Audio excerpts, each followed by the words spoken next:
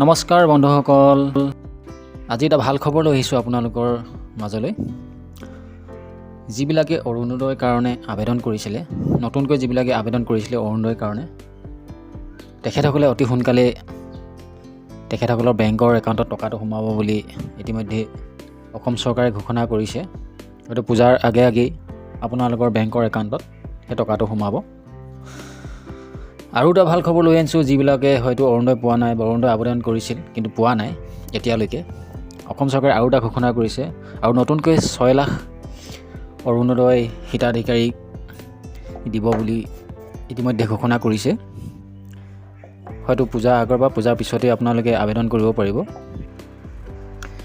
যিসকলে নতুনকৈ অৰুণোদয়ৰ কাৰণে আবেদন কৰিছিলে সিহঁতসকলৰ কাৰণে অতিকৈ ভাল খবৰ, কাৰণ চৰকাৰে ইতিমধ্যে ঘোষণা কৰিছে যে অতি সোনকালে একাউণ্টত টকাটো সোমোৱাই দিব, যিটো অৰুণোদয় আঁচনি 2.0।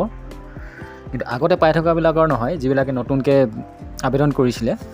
আগতে পাই থকাবিলাকতো পায়ে আছে, যিবিলাকে নতুনকৈ আবেদন কৰিছিলে সিহঁতৰ বেংকৰ একাউণ্টত অতি সোনকালে চৰকাৰে হয়তো পূজাৰ আগে আগেই নতুনকৈ আবেদন কৰাৰ হিতাধিকাৰীসকলৰ বেংকৰ একাউণ্টত পইচাটো সোমোৱাই দিব। আৰু ইয়াতে আৰু এটা কথা কৈ থওঁ,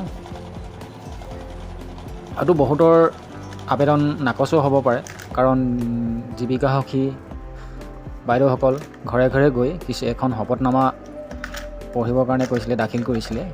সেই শপতনামাখন যোনে যোনে মানে পঢ়িছিলে সিহঁতসকলকহে এই অৰুণোদয় আঁচনি 2.0ৰ টকাটো পাব।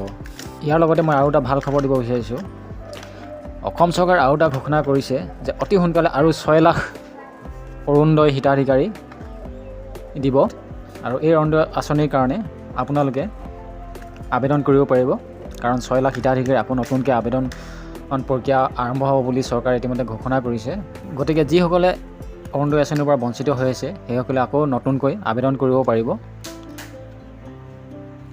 হয়তো অক্টোবৰ নৱেম্বৰ মাহৰ ভিতৰৰ পৰাই আবেদন প্ৰক্ৰিয়াটো আৰম্ভ হ'ব।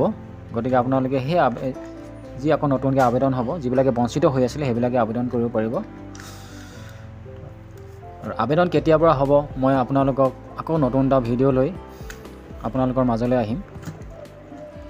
কি কি ডকুমেণ্টছ লাগিব, আবেদন প্ৰক্ৰিয়াটো কেনেকুৱা ধৰণৰ হ'ব, মই সকলোবিলাক তথ্য আপোনালোকৰ মাজৰ আগত ব্যাখ্যা কৰি যাম। আৰু আপোনালোকে এনেকুৱা ধৰণৰ ভিডিঅ'বিলাক পাই থাকিবৰ কাৰণে যদিহে মোৰ চেনেলটো ছাবস্ক্ৰাইব কৰা নাই, ছাবস্ক্ৰাইব কৰি ল'ব। আৰু এনেকুৱা ধৰণৰ নতুন নতুন ভিডিঅ'বিলাক পাই থাকিবৰ কাৰণে, আৰু এনেকুৱা ধৰণৰ ইনফৰ্মেটিভ ভিডিঅ' মই আপোনালোকৰ মাজলৈ লৈ আহিয়ে থাকিম। সেই গতিকে চেনেলটো ছাবস্ক্ৰাইব কৰি ল'ব, আৰু লগতে লাইক আৰু শ্বেয়াৰো কৰি দিব। হয়তো বহুতৰ কাৰণে সুবিধা হ'ব এই ভিডিঅ'টো পালে।